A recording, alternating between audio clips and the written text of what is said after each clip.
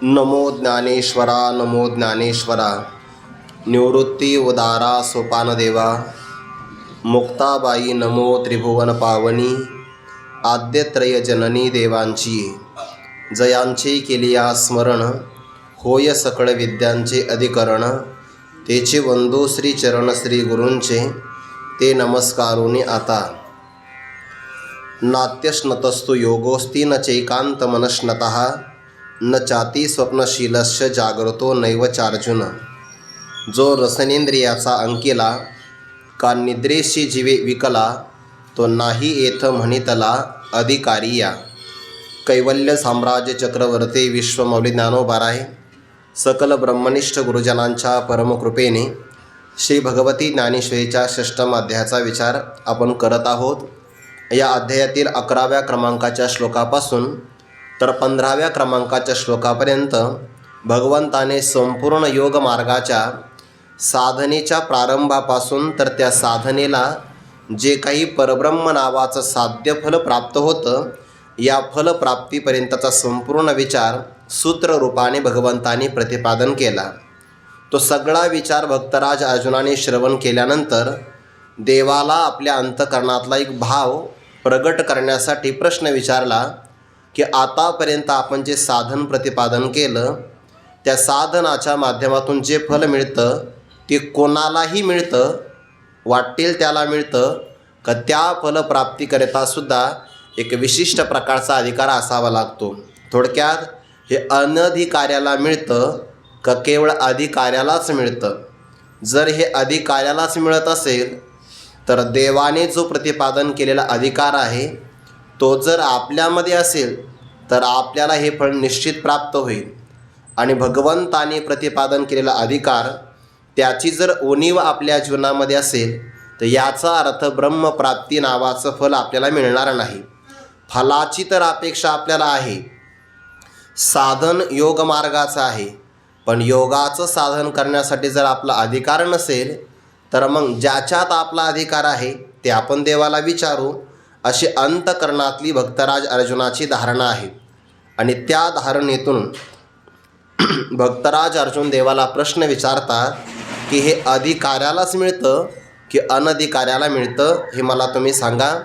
भगवंताने या अर्जुनाच्या आक्षेपावर, संशयावर किंवा शंकेवर भगवंताने उत्तर दिलं, अर्जुना तू हे काय विचारतो आहे? अरे या जगतामध्ये सामान्य फल जरी प्राप्त करायचं असेल तर ते सुद्धा अधिकाराच्या साह्या वाचून सिद्धीला जात नाही। आणि मी प्रतिपादन केलेलं फल तर सर्वोत्तम सर्वात श्रेष्ठ आहे। हे काज किर निर्वाण, हे संपूर्ण सर्वात शेवटचं सा काष्टा सा परागती सर्वात शेवटचं फल प्राप्त करायचं असेल तर त्यालाही अधिकार लागतो। यात नवल काय? अलीकडचं जरी फल प्राप्त करायचं असेल तर त्यासाठी सुद्धा अधिकारच लागतो। अनधिकाऱ्याला या जगतात काहीच मिळत नाही। व्यवहारातलं उदाहरण देतो, ज्याला अलीकडच्या तीरावर पोहायचं असेल तर त्याला सुद्धा अधिकार लागतो, तर मग ज्याला खोल समुद्रामध्ये पोहायचं आहे त्याला अधिकार नाही का लागणार? त्यालाही अधिकारच लागतो। हे जसं व्यवहारातलं उदाहरण आहे तसं परमार्थामध्ये सुद्धा अधिकाराच्या सिद्धीशिवाय फल मिळतच नाही। म्हणून कोणत्याही ग्रंथाचा जर विचार केला तर त्या ग्रंथामध्ये पहिल्यांदा अनुबंध चतुष्टय सांगत असताना अधिकारी पुरुषाचा विचार आलेलाच आहे। विचारसागरामध्ये सुद्धा अधिकार आलेलाच आहे। ज्याच्याकडे तो अधिकार आहे त्यालाच अधिकारी असं म्हणतात। व्यवहारातले सरकारी अधिकारी नाही घ्यायचे बरं, हे परमार्थातले अधिकार आहे। जो फलप्राप्ती करता योग्य त्याला म्हणतात अधिकारी। आणि अधिकार्याचा फलाचा प्राप्य प्रापक भाव संबंध असतो। जो फल प्राप्त करतो त्याला प्रापक म्हणतात आणि ज्या फलाला प्राप्त केलं जातं त्याला प्राप्य असं म्हणतात। फल आहे प्राप्य आणि अधिकारी आहे प्रापक। त्यांच्यामध्ये प्राप्य आणि प्रापक भाव संबंध आपल्याला सांगता येतो। अधिकाराशिवाय फल मिळत नाही। आणि या संपूर्ण पद्धतीचा विचार केला तर जो विरक्त आहे, ज्याने आपल्या संपूर्ण देह इंद्रियावर ताबा मिळवलेला आहे, तोच व्यवस्थित या योग मार्गाचा अधिकारी आहे अर्जुना। आणि एवढ्या युक्तीने अधिकाराच्या भूमिकेचा विचार केला तर योग्यता तुझ्या ठिकाणी सुद्धा आहे. याचा अर्थ जो अर्जुनाच्या मनात भाव होता की मी या योगमार्गाचा अधिकारी आहे की नाही, तर भगवंताने एका वाक्यात सांगितलं, एवढी योग्यता तुझी असल्यामुळे निश्चित तू या योगमार्गाचा अधिकारी आहे. म्हणजे जे फल तुला ऐकलेलं आहे ते निश्चित प्राप्त होऊ शकतं, असं भगवंताने प्रसंगतः अर्जुनाच्या मनातलं संकट दूर केलं. आणि मग ज्ञानोबा त्यावर एकाच ओळीमध्ये विचार सांगतात, मग म्हणे पार्था तेहे ऐशी व्यवस्था अनियतासी सर्वथा योग्यता नाही. जो पुरुष आपल्या जीवनामध्ये नियमित वागत नाही, ज्याच्या जीवनामध्ये व्यवस्थितपणा नाही, आणि मनुष्याचा व्यवस्थितपणा लहान लहान गोष्टीवरून कळतो बरं. त्याला फार मोठं नाटक करावं लागत नाही, अल्प गोष्टीवरून ते कळतं आहे. समजा आपण एखाद्या व्यक्तीच्या घरामध्ये प्रवेश केला तर त्या घरातल्या व्यवस्थेवरून कळतं की यांना स्वच्छतेची किती आवड आहे, हे सांगावं लागत नाही. आणि आपल्याकडं तर म्हणच आहे की घराची शोभा अंगणावरूनच कळत असते की नाही, जास्त सांगावं लागत नाही. मनुष्याचं बोलणं कसं आहे, किंबहुना कधी कधी तर एखादी व्यक्ती भोजन कशी करते आहे याच्यावरून त्याच्या सगळ्या जीवनाचा अंदाज लागू शकतो. फार ते लपवावं लागत नाही, आणि लपविता खरे येत नाही. जे खरं असतं ना ते लपविता येत नाही. ते कळतं आपल्याला की हा रसज्ञ आहे की हा आडदांड आहे, ते लगेच कळतं जेवता जेवता. त्याला फार जास्त काही परीक्षण करावं लागत नाही. हे चांगल्या परीक्षकालाही कळतं बघा. पारखी जो असतो त्याच्याही लक्षात येतं. ज्याच्या जीवनामध्ये कोणताही ताळेबंद नाही, ज्याचं जीवन अनियमित आहे, तो योग मार्गाचा अजिबात अधिकारी नाही. हल्लीच्या काळात असे काही लोक आहेत, ते योग मार्गाचा उपदेश करतात आणि ज्याला करतात त्याला काहीच नियम सांगत नाही. तुम्ही कोणताही आहार घ्या, कोणतेही अपेय पान करा, फक्त आमच्या अनुग्रहित व्हा. एकाच वाक्यात आहे, अनियतासी सर्वथा योग्यता नाही. म्हणून आपलं पाहणं, बोलणं, चालणं, व्यवहारण, वागणं या सर्वामध्ये नियमन असावं. आणि नियमबद्ध जीवन असेल या बाबतीमध्ये आपलं तत्त्वज्ञान फार चांगलं आहे. म्हणजे अगदी पराकोटीचं तत्त्वज्ञान आपल्याकडं आहे. फक्त अडचण एवढी आहे की त्याचं अनुष्ठान कमी आहे. म्हणजे अगदी युक्त आहार विहार, नेम इंद्रियांचे सार, नसावी बासर निद्रा बहु भाषण या अभंगावर कीर्तन फार केले जातात.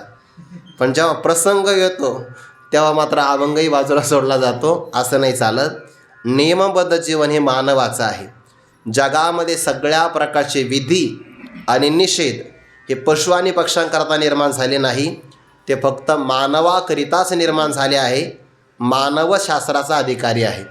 म्हणून ज्ञानोबाराय म्हणतात 15व्या अध्यायामध्ये, वेदत्रयाची पाना नये अन्यत्र लागो अर्जुना, जे मनुष्या वाचून विधाना विषय नाही. सगळे विधान शास्त्रातले फक्त मानवाला विषय करतात. मानवच विधिनिषेधाचं पालन करू शकतो, पशु पक्ष्यांकडून ही अपेक्षा केली जात नाही.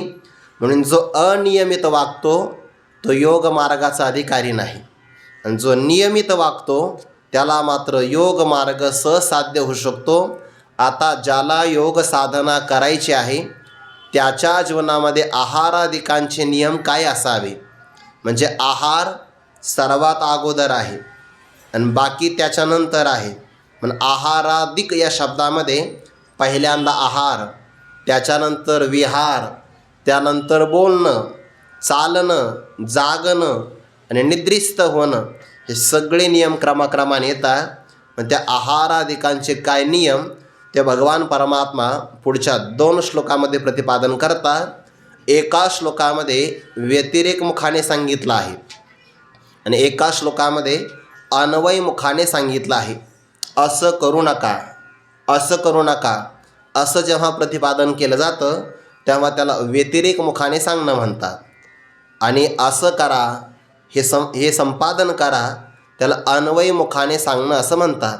श्रुतीने सुद्धा म्हटलं की न इति, न इति याला निषेध मुखाने, किंवा व्यतिरेक मुखाने प्रतिपादन केलं जातं. तुकोबारांचं एक प्रमाण देतो, लक्षात येईल. आपल्या जीवनामध्ये जे भोग घडतात त्याला फक्तच आपलं संचित कारण आहे, दुसरं काही कारण नाही. ह्याची थोर भक्ती त्यातलं तिसरं चरण काय आहे? वाहिल्या उद्वेग दुःखची केवळ भोगणे ते फळ संचिताचे. जे फल आपण भोगतो सुखदुःखाचं त्याला संचित कारण आहे. इथलं जे सांगितलं ते अन्वयमुखाने सांगितलं. आणि दुसऱ्या अभंगात भोगतो न घडे संचिता वाचोनी हे व्यतिरेक मुखाने सांगितलेलं आहे. सांगण्याच्या दोन पद्धती, एक अन्वयमुखाने सांगणं, एक व्यतिरेक मुखाने. किंवा आपण हस्तामलकाचार्यांचा एक श्लोक कायम पाहतो पाठामध्ये, नाहम मनुष्यो.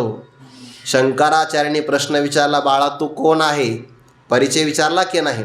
कस्त्वं शिशो कश्य कुतोषि गंता किन्नाम ते त्वं कुत आगतोसी एतन्मयुक्तमदचार्भकत्वं मत्प्रीतये प्रीती विवर्धनोषी. उत्तर द्यायला पाहिजे होतं, तर उत्तर दिलं आहे एक निषेधमुखाने आणि एक आहे अन्वयमुखाने. अन्वयमुखाचं उत्तर अल्प आहे आणि निषेधमुखाने काय सांगितलं?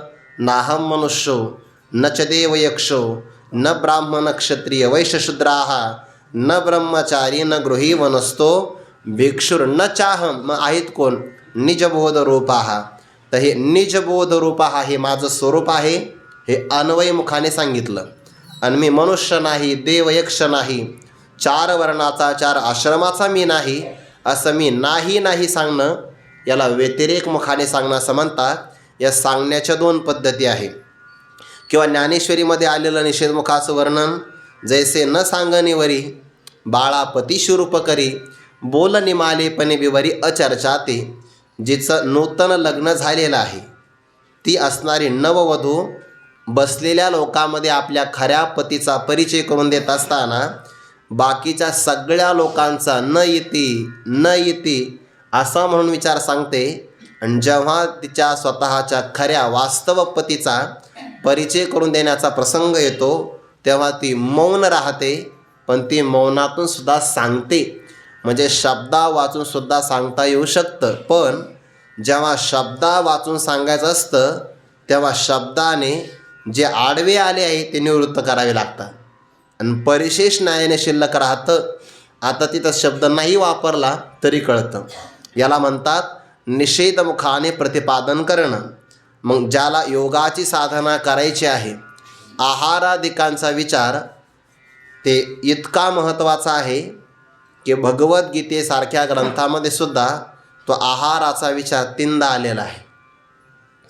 संपूर्ण आपण वेदाचा विचार जर केला, शब्द ब्रह्म अनंत आहे, म्हणजे वेदाचा विचार अनंत आहे.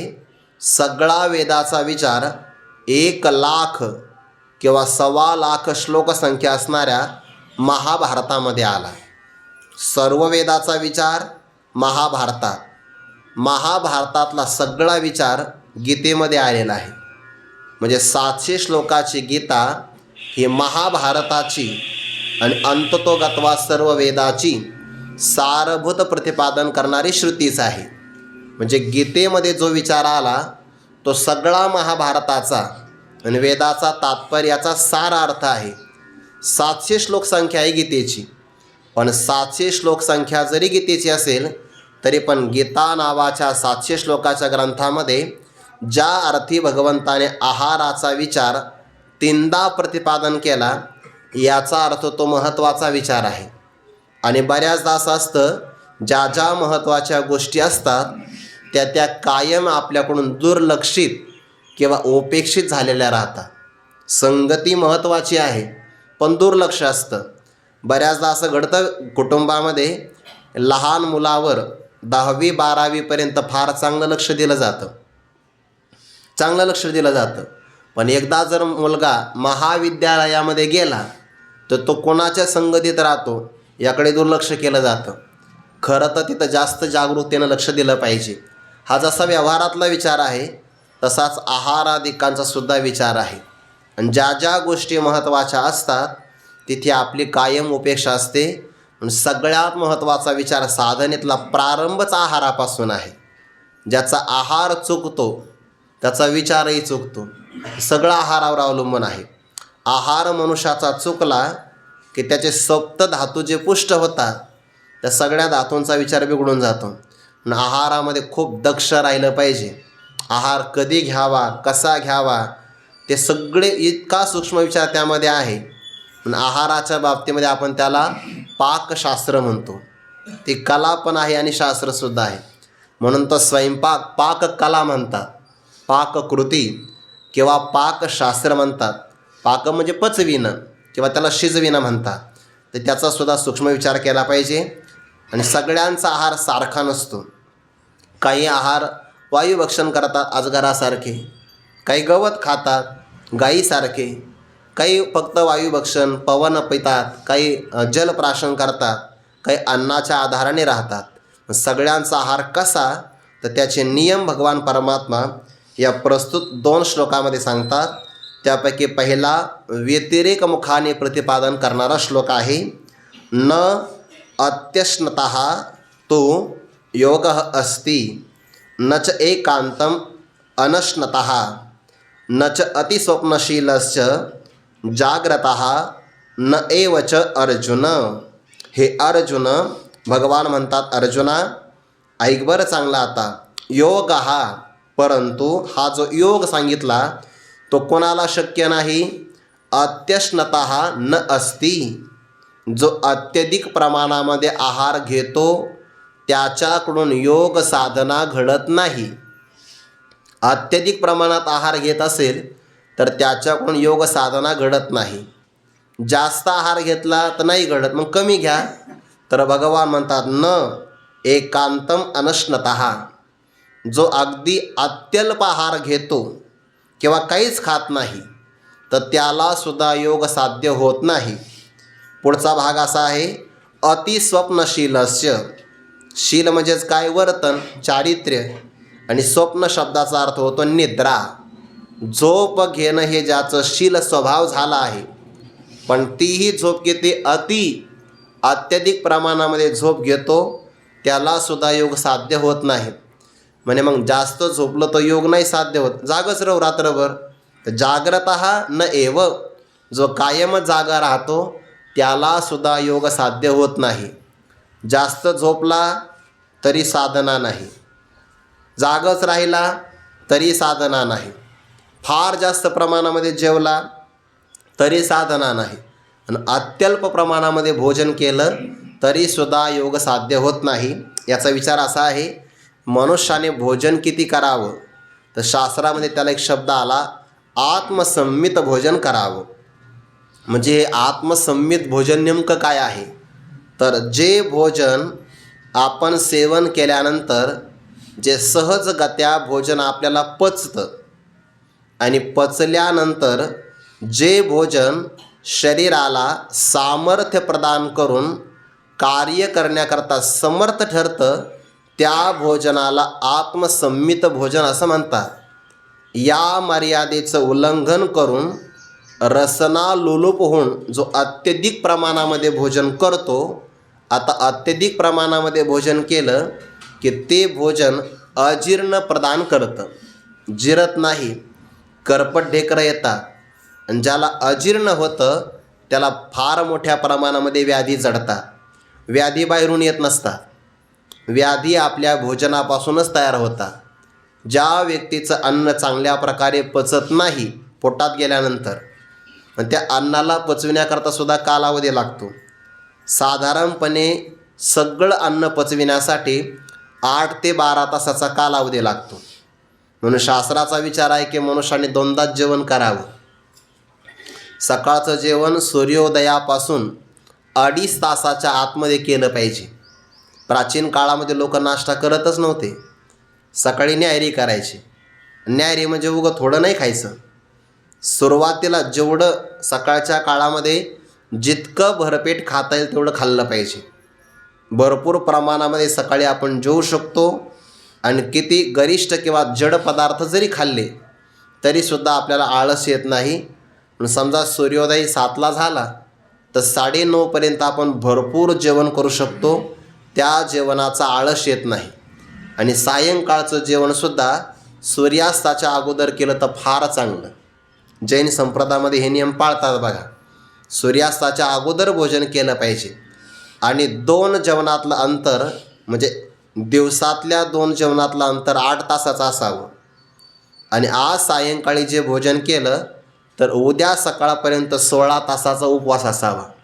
ज्याला हे 2 नियम पाळता येतात त्याच्या जीवनामध्ये त्याला कोणताच रोग होत नाही.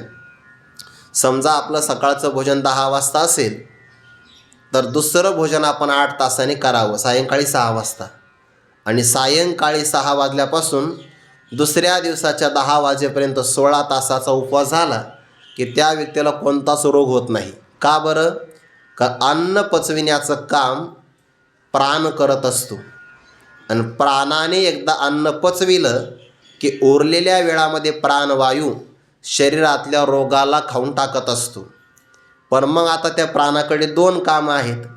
एक अन्नाला पचविणं आणि रोगभक्षण करणं. मग आपण त्या प्राणाला जास्त लोड नाही दिला पाहिजे, त्याच्यावर दडपण नाही पाहिजे. नाही तर सारखं दिवसभर नुसतं खातच राहिला तर त्या प्राणाला रोगभक्षण करण्याकरता वेळच मिळत नाही. आणि अजीर्ण जे अन्न होतं की नाही, साधारणपणे अन्न काही फळं लवकर पचतात, काही फळं उशिरा पचतात किंवा काही धान्य हे उशिरा पचू शकतं. तर त्या प्रत्येक अन्नधान्याचा आपल्या शरीरामध्ये गेल्यानंतर जिभेपासून सुरुवात होते ना. खरं तर अन्न पचविण्याची सुरुवात मुखातूनच होत असते.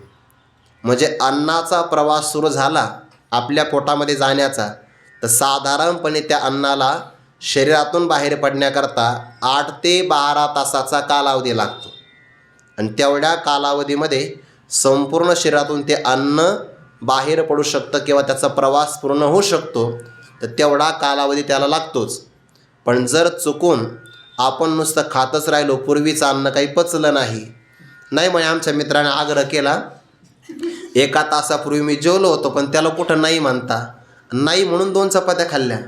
तर ते पूर्वीचंही अन्न अर्ध पचत नाही, नंतरचंही अन्न पचत नाही. आणि मग न पचलेलं जे अन्न असतं ना त्याचं अजीर्ण तयार होतं. मग ते अन्न सडतं आणि सडलेलं जे अन्न आहे ते रक्तवाहिन्यामध्ये जमा होतं, त्याचा आम तयार होतो. रक्तपुरवठा कमी झाला की त्याचा ताण हृदयावर येतो. इतकं सूक्ष्मशास्त्र त्याच्यामध्ये आहे. म्हणून पूर्वीचं अन्न पचल्याशिवाय दुसरं अन्न घेऊ नये. आरोग्यशास्त्राचा आयुर्वेदाचा नियम असा आहे की मनुष्याने भोजन कधी करावं आणि पाणी कधी पियावं. तर याचा विचार असा आहे, जेव्हा तुमचं शरीर सांगतं तेव्हाच या गोष्टी कराव्या.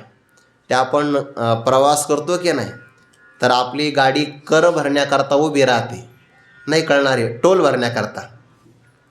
तर ते आपली गाडी आली का नाही की आपण टोल भरला की नाही तर तिथं काही ते लाईट चमकतात. तर त्याला काय म्हणतात ते नाही एक सेन्सर त्याला सेन्सर इंग्रजी शब्द आहे. तर ते कळतं की नाही त्यावर. तसे आपल्या शरीरामध्ये पण ते बसवलेले आहे. आपल्याला भूक लागली तर आपलं शरीर सांगतं तर तेव्हा जेवलं पाहिजे. आणि तहान लागली तरी पण आपलं शरीर सांगतं, ज्या काळामध्ये तुम्हाला फार चांगली तहान लागते तेव्हा पाणी पिऊन बघा, पाणी गोड लागतं. आणि भूक लागली तर जेवण करून बघा, सगळं अन्न चांगल्या प्रकारे पचतं. पण भुकेच्या अभावी जर नुसतं आग्रहाने खाल्लं तर त्या अन्नामध्ये समाधान लागत नाही. आपण तो कोणाच्याही घरी गेलो तर घरातले लोक पाणी घेऊन येतात आणि काय मग विचारत नाही करत तहान आहे की नाही, घटाघट 1-2 ग्लास पिऊन घेतात. मग ते अत्यधिक प्रमाणामध्ये प्राशन केलेलं पाणी शरीराच्या किडनीला स्वच्छ करावं लागतं आणि तिच्यावरसुद्धा ताण येऊ शकतो. म्हणून तहान लागल्याशिवाय पाणी पिऊ नये आणि भूक लागल्याशिवाय जेवण करू नये. विचार कशा करता सांगितला, आत्मसंमित भोजन म्हणतात.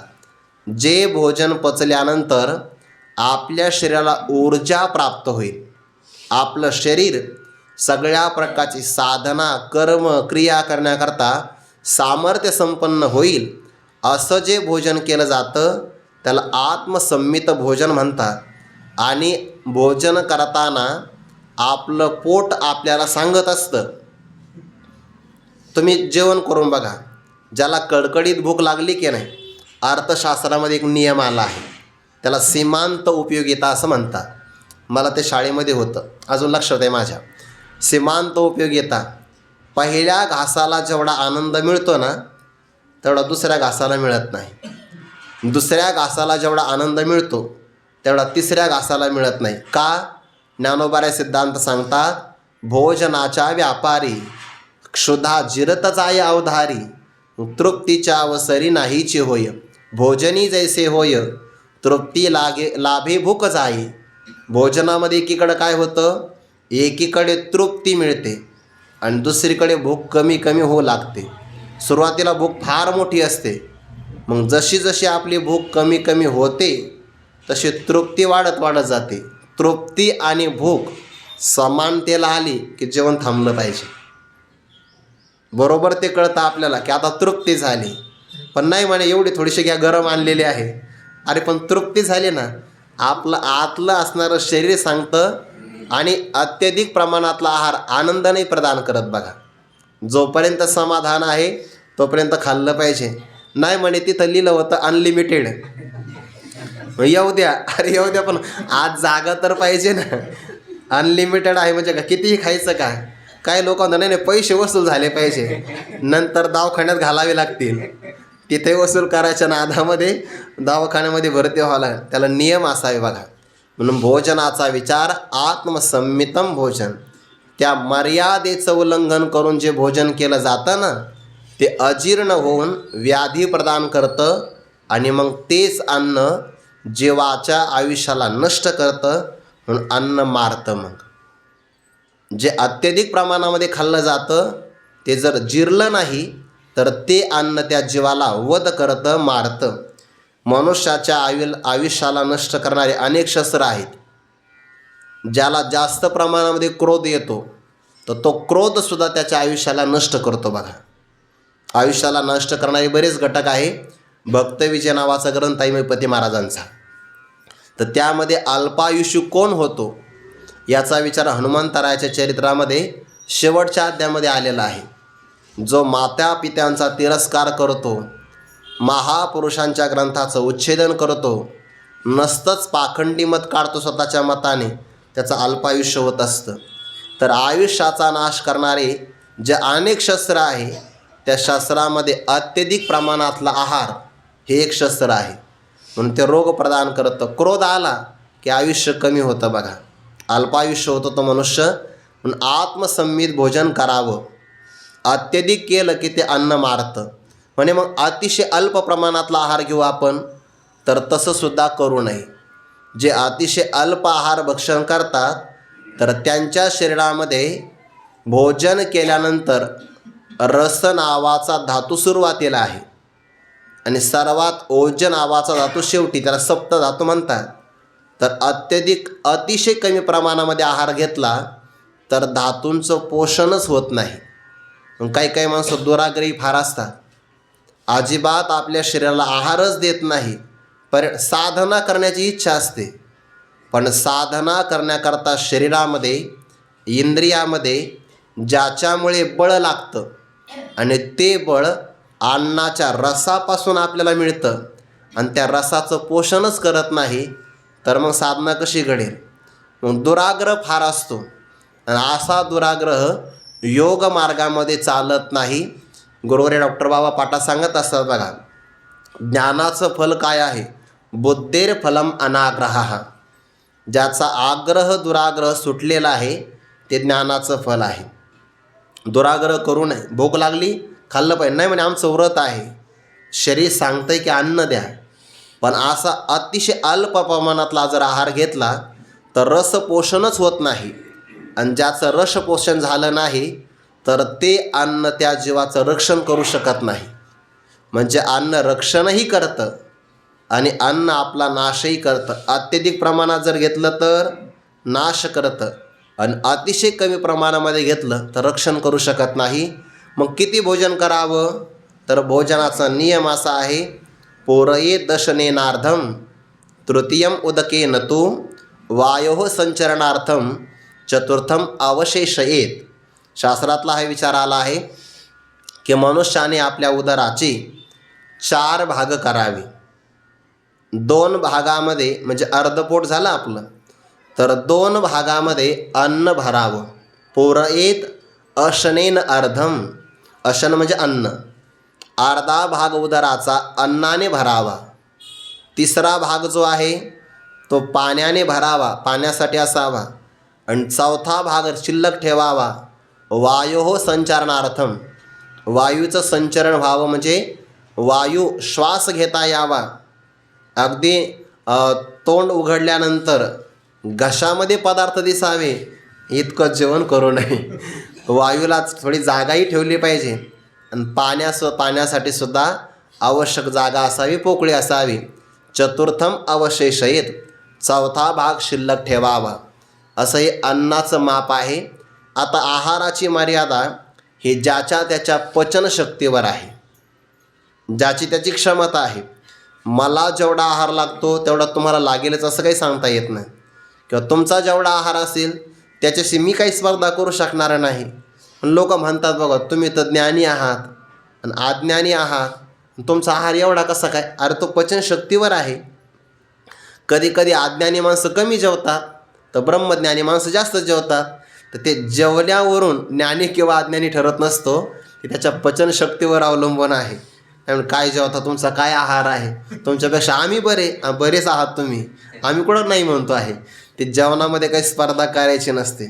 स्पर्धा कुठं करावी? मग नामस्मरणात करावी, भोजनात नाही. त्याला आत्मसंमित भोजन म्हणतात. ते आवश्यक आहे तेवढंच घेतलं पाहिजे. असाही भगवंताने विचार या श्लोकामध्ये प्रतिपादन केला. जास्त प्रमाणामध्ये निद्रा घेत असेल, जास्त झोप, शरीराला 3 अवस्था मिळतात, जागृती, स्वप्न आणि सुषुप्ती. तर यातली निद्रा जी असते ना, ते निद्रा शरीराला ऊर्जा प्रदान करते. जर आपलं अन्न पचलं, सायंकाळी आपण 6-7 वाजता, 6च खरं तर जेवलं पाहिजे सूर्यास्ताच्या अगोदर, 6 वाजता जर आपण जेवलो आणि रात्री 10 वाजता जर आपण विश्रांती करत असाल तर या 4 तासामध्ये पूर्ण अन्न पचून जातं. आणि विश्रांतीच्या काळामध्ये आपलं शरीर पूर्णपणे आपल्याला आतून दुरुस्त करतं, पूर्णपणे. म्हणून आणि निद्रासुद्धा चांगल्या प्रकारे लागते. निद्रेसाठी सुद्धा अन्न अगोदर पचलेलं पाहिजे. आणि ज्याची निद्रा चांगली आहे त्याचं आरोग्य खरंच चांगलं आहे. पण ज्या बाबतीमध्ये निद्रेच्या बाबतीमध्ये वर्तमान काळामध्ये सगळ्यांचं नियमन बिघडलेलं आहे. त्याचं अत्यधिक कारण काय असेल तर मोबाईलचा वापर किंवा टी व्हीचा अत्यधिक प्रमाणातला वापर. हे यंत्र आहे पण यंत्राच्या आहारी जाऊ नये. ज्ञानोबारे पुढे बोलतात बघा, बोलायचं जरी असेल तर ते मापी तला बोल बोलीची. खरं ते जुनंच चांगलं होतं की ज्या काळामध्ये बोलण्याला पैसे लागायचे. आता बोलण्याला पैसे लागत नाही, मग सारखं माणसं बोलतच राहतात. किती बोलावं याला पण मर्यादा आहे. शरीरातली सगळ्यात महत्त्वाची काय असेल तर ते वाणी आहे. आपली वाणी जलापासून, शरीरातल्या अग्नीपासून तयार होते. पण जास्त प्रमाणात आपण बोललो तर घसा कोरडा पडतो की नाही, किंवा अंग गरम होतं. त्याचं कारणच आहे की अग्नी आणि जलतत्व संपुष्टात येतं. मग कीर्तन झालं किंवा एखादं प्रवचन झालं की नंतर बोलावं असं वाटत नाही. आणि लोकाला नंतर फार इच्छा असते आपल्याशी बोलावं म्हणून. काही काही माणसं वेळही देतात. कीर्तनानंतर जे माणसं 11, 12, 12:30, 1:30, 2पर्यंत जागे राहतात, संपर्क सूत्र म्हणतात त्याला, नंतर वाढवतात. ते बोललं नाही पाहिजे. वाणी महत्त्वाची आहे, मोजकं बोलावं, हे सगळ्या गोष्टी महत्त्वाच्या आहे. आपल्याला बाकीच्या गोष्टी नंतर साध्य झाल्या तरी चालेल, पण पहिल्यांदा 16व्या आणि 17व्या श्लोकामध्ये प्रतिपादन केलेला जो विचार आहे ज्ञानोबा यांचा, तो मात्र आपण अवश्य अनुष्ठानामध्ये आणला पाहिजे. हे अनुष्ठेय आवश्यक असं म्हटलं आहे. आणि ज्याला या पद्धतीनं वागता येतं त्याला मग कर्मही चांगलं होतं, योगही साध्य होतो, भक्तीसुद्धा तो चांगली करू शकतो. याचा गैरफायदा घेते काही लोक, नाही म्हणे भक्तीमध्ये काहीच नियम नाही, कसे, असं नाही ना चालत. योग मार्गाचा विचार अतिशय महत्त्वाचा आहे. म्हणून सुषुप्ती अवस्था, निद्रासुद्धा चांगली आहे आणि ती लागली पाहिजे बरं. ज्याची निद्रा बिघडली त्याचं आरोग्य बिघडतं. म्हणून आपल्याला बरोबर आवश्यक वेळेमध्ये झोप आलीच पाहिजे. पाठात नाही म्हणत मी, नंतर ते आवश्यक वेळेत आलीच पाहिजे झोप आपल्याला. आणि ज्याला झोप गाढ लागते त्याचं आरोग्य चिंताक्रांत व्यक्तीला, चिंताग्रस्त व्यक्तीला झोप लागत नसते. हे आपला भ्रम आहे की श्रीमंत आहे म्हणजे सुखी आहे, अजिबात नाही. सर्वात मोठं टेन्शन कोणतं असेल लोकांना या काळात? पैसे सांभाळायचे कसे? कोणी येणार तर नाही ना. उंच उंच भिंती बांधल्या जातात, त्या भिंतीला काटेरी कुंपण लावलं जातं, शिकारी कुत्रे ठेवावे लागतात, सुरक्षा रक्षकही नेमावे लागतात, एवढं करून भागत नाही, CCTV कॅमेरे लावावे लागतात, आणि तेवढं झालं तरी झोप येत नाही. वारकरी भाग्यवान आहे, पोत्यावर जरी अंग टाकलं की गाढ झोपतो, इतका की त्याच्यामुळे दुसऱ्यांची झोप बिघडते, इतके गाढ झोपतं. असू द्या, झोप गाढच लागली पाहिजे. एकदा लागली की कमीत कमी 6 तास त्याचा डोळा उघडू नये. लहान मुलांना आणि वयोवृद्धांना झोप जास्त पाहिजे. बौद्धिक काम करणाऱ्यांना 7 तास पाहिजे, आणि मधले जे आहेत त्यांना 6 तास, पण ती मात्र गाढ झोप पाहिजे बरं. त्याला हल्लीच्या काळातलं साऊंड स्लीप म्हणतात त्याला. एकदा लागली की परत झोप बिघडूच नाही, विक्षेप होऊ नये त्याच्यामध्ये. आणि मग झोप जर चांगली लागली तर मनुष्य दुसऱ्या दिवशी प्रसन्न दिसतो. कधी कधी चेहऱ्यावरून कळतं की यांची झोप झालेली नाही, हे प्रवासातून आलेले थकलेले आहे. चेहऱ्यावरून कळतं किंवा डोळ्यावरून कळतं, ते सांगावं लागत नाही. लपविण्याचा प्रयत्न केला तरीसुद्धा. आणि झोपेच्या बाबतीमध्ये सुद्धा योगशास्त्र आहे. आपल्याला 3 तासामध्ये सुद्धा 24 तास ऊर्जा देणारी झोप लागू शकते, पण ते मात्र योग निद्रा आहे. ती कशी करायची तर जास्त विचार मला माहिती नाही, पण आहे तसा प्रकार. जो अत्यधिक प्रमाणामध्ये झोपतो, अत्यधिक म्हणजे रात्रीसुद्धा 8 तास आणि दिवसासुद्धा 4 तास, असं ज्याने ठरवलेलंच आहे की 12 तास दररोज पूर्ण करायचे, त्याला योग साध्य होत नाही. नच अतिस्वप्नशीलस्य. आणि जो जागाच राहतो, जागा राहिला की त्याच्या इंद्रियाला सामर्थ्य शक्तीच मिळत नाही, शरीर स्वतःला आतून दुरुस्त करू शकत नाही, नुसता जागा राहतो, दिवसाही जागा रात्री जागा, त्यालासुद्धा योग साध्य होत नाही. आता यावर ज्ञानोबाळे भाष्य करतात. जो रसनेंद्रियाचा अंकेला का निद्रेसी जीवे विकला, तो नाही येत म्हणी त्याला अधिकारी या. ज्ञानोबाने एका वाक्यात सांगितलं, तो अधिकारी नाही इथला. अधिकारी कोण आहे? 42व्या ओवीमध्ये अधिकारी सांगितला. नावे कविरक्त जाहला देहधर्मी नियत, तोची नव्हे व्यवस्थित अधिकारी या. जो विरक्त आहे, ज्याच्या देहधर्म, देहाच्या सगळ्या क्रिया संयमित आणि नियमित आहे. अडचण काय आहे? हे ऐकल्यानंतर आपल्याला खूप बरं वाटतं, हे असंच झालं पाहिजे, पण जेव्हा प्रसंग येतो जेवणाचा, तेव्हा मात्र याचा सगळ्याचा आपल्याला विसर पडतो. आणि माणसं हुशार एवढे असतात, स्वतःवर काही घेत नाही म्हणे, अहो ते त्यांनी आग्रहाने खूप वाढलं. अरे पण खाणं आपल्या हातात होतं ना. त्यातही आपला शब्द इतका गोड आहे, आपलं उदर सांगता आपल्याला नको, पण आपली जीभ ऐकत नाही. म्हणून शब्द ज्ञानोबांनी किती गोड वापरला, जो रसनेंद्रियाचा अंकिला. आपण कोणाचे अंकित आहोत? इंद्रियांचे. आणि त्या इंद्रियामध्ये सुद्धा प्रबळ इंद्रिय कोणतं असेल तर रसनेंद्रिय आहे. भागवतामध्ये असं म्हटलं आहे, तावत जितेंद्रियो न स्यात् विजितांद्रिय पुमान न जेत रसनम यावत जितम सर्वम जिते रसे. तोपर्यंत मनुष्याला जितेंद्रिय म्हणता येत नाही, जरी त्याने सगळे इंद्रिय जिंकले तर. जोपर्यंत तो न जयत रसनम यावत, रसनेंद्रियाला जोपर्यंत जिंकत नाही तोपर्यंत त्याला जितेंद्रिय असं म्हणताच येत नाही. कारण का? जितम सर्वम जिते रसे. ज्याने रसनेंद्रियाला जिंकून घेतलं त्याने सर्वाला जिंकून घेतलं. एकच इंद्रिय आहे, पण त्याच्याकडे काम 2 आहे. आपल्या जिभेकडे बोलण्याचं पण काम आहे, म्हणजे ती कर्मेंद्रियसुद्धा आहे.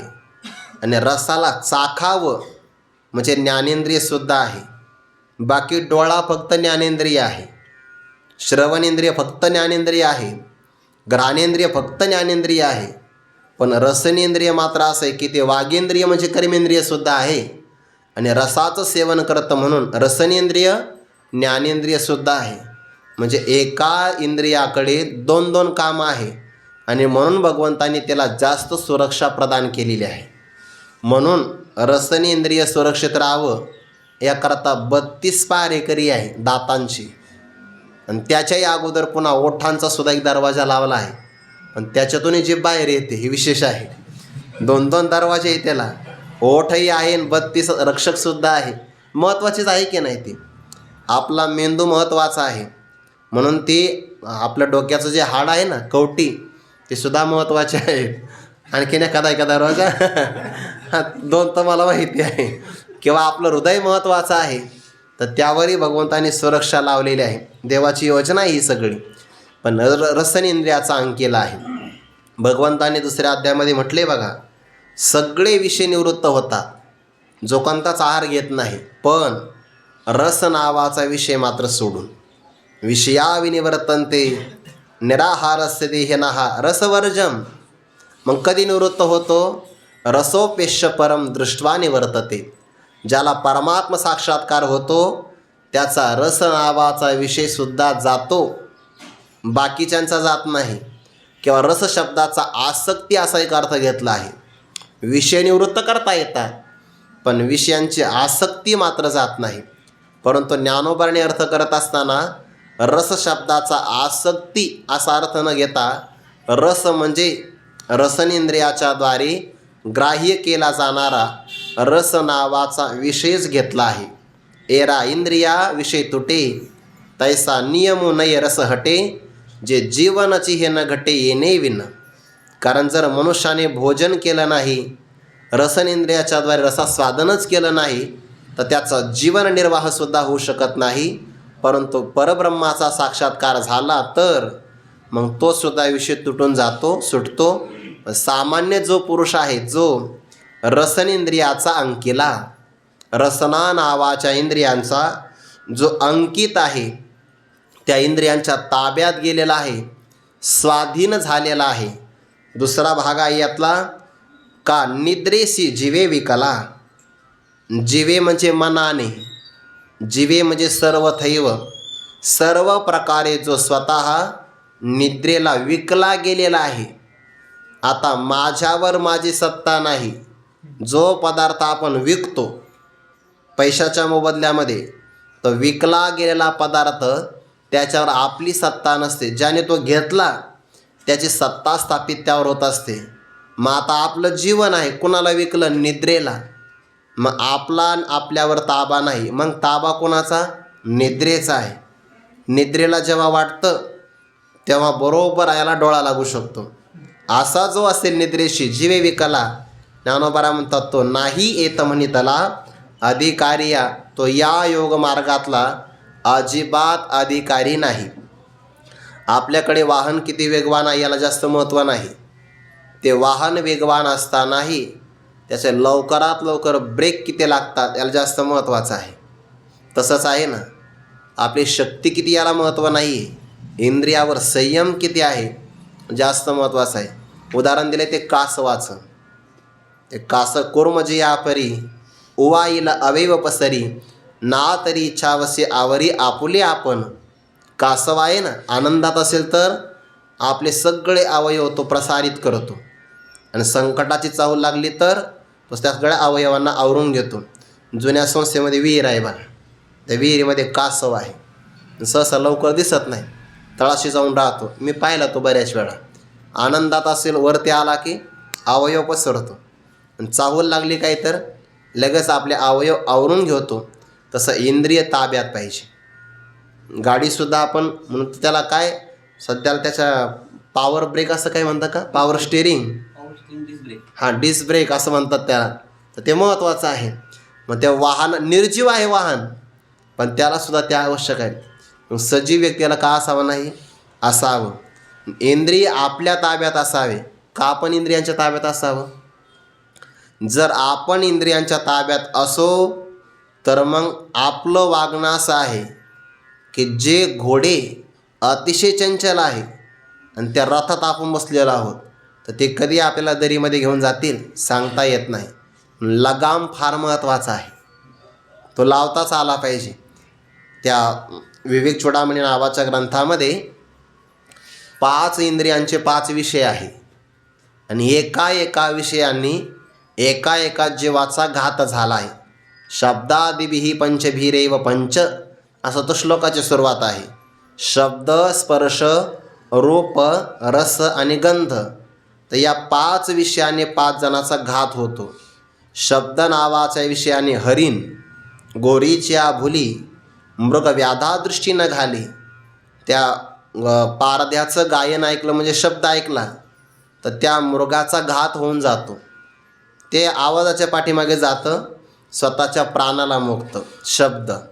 स्पर्श नावाच्या विषयाने बलवान असणारा हत्ती बंधनाला प्राप्त होतो. त्यानंतर रूप नावाचा विषय पतंगादिपी आलिंगन ते तर त्यासी अचूक मरण तेवी विषयाचरण आत्मघाता. रूप नावाचा विषय त्याचा आहे. रस नावाचा विषय नंतर घेऊ. गंध नावाचा विषय भ्रमराला.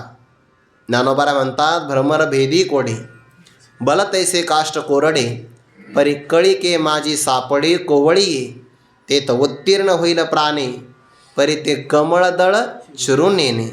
तैसे कठीण कोवळीपणे स्नेह देखा परिमळ त्याला आकर्षित करतो आणि आकर्षित झाल्यामुळे तो भ्रमर वेगवान आहे, सामर्थ्याने संपन्न आहे.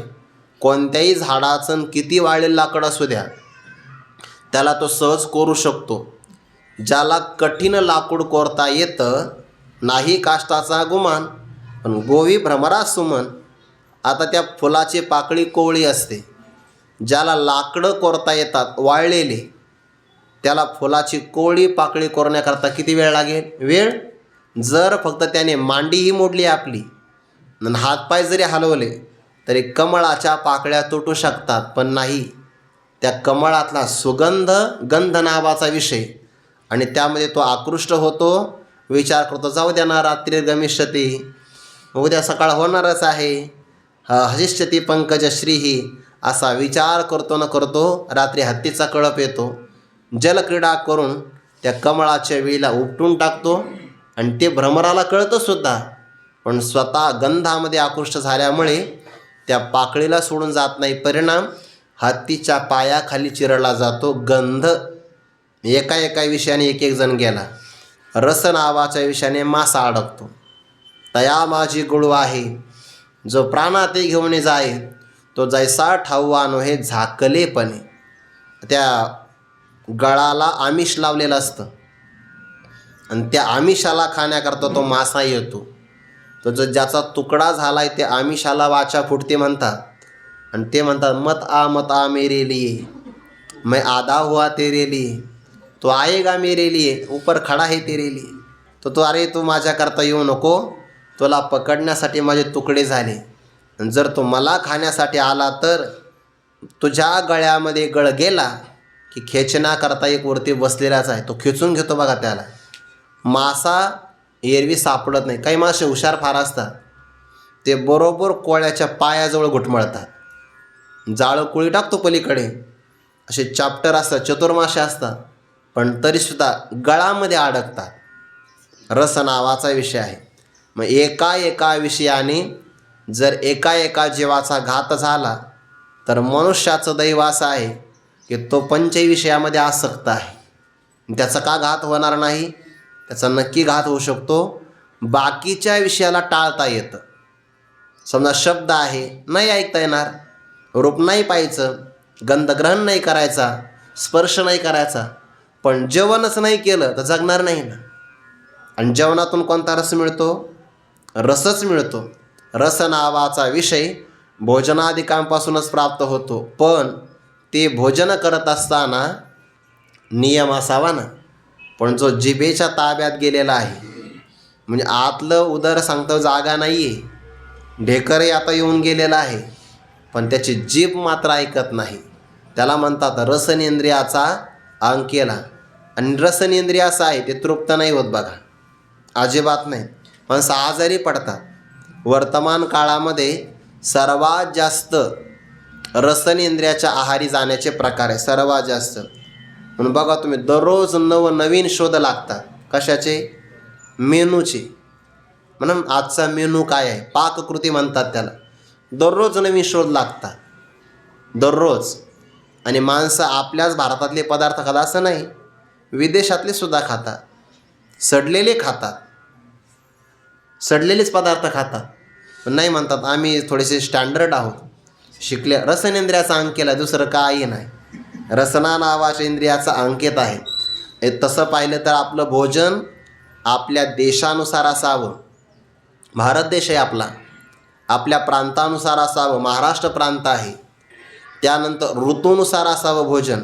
हिवाळ्यातलं भोजन वेगळं, उन्हाळ्यातलं वेगळं, पावसाळ्यातलं वेगळं, ऋतूनुसार असावं. त्यानंतरही भोजन कालानुसार असावं. सकाळच्या वेळीचं भोजन वेगळं आहे, दुपारचं वेगळं आहे. खरं तर 2च वेळा असावं, पण मानलंच आपण आता सायंकाळचं भोजन वेगळं आहे. म्हणजे भोजन हे ऋतूनुसार आहे, कालानुसार आहे. सायंकाळी दह्याचा पदार्थ खायचा नसतो. ते चिकट पदार्थ असतात, पोटातून लवकर बाहेर निघत नाही, म्हणून त्याच्यासोबत दुसरे पदार्थ घ्यावे लागतात. सायंकाळी दही कधीच खाऊ नये. नाही म्हणे आम्ही चक्का खाल्ला तर जाम होईल ना चक्का, मग खायचा नसतो, चक्का जाम होईल.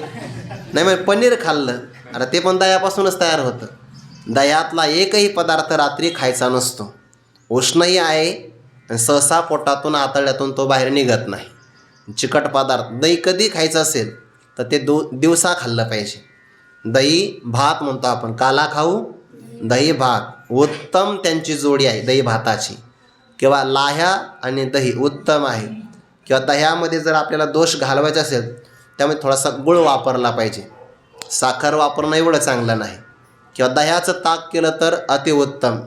त्याला उत्तर भारतामध्ये छाछ म्हणतात बघा, छाछ. नवीन प्रकरण आहे ते. रसनेंद्रियाचा अंकेला का निद्रेशी जे विकला तो नाही येत म्हण त्याला अधिकारी या. खरं तर त्याचं फार विस्तार आहे. आता आजची वेळ आपली संपली, त्याचा विचार आपण आणखीन विस्ताराने उद्या करू.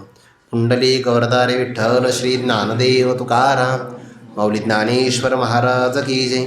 जगद्गुरु तुकाराम महाराज की जय. सद्गुरु जोग महाराज की जय.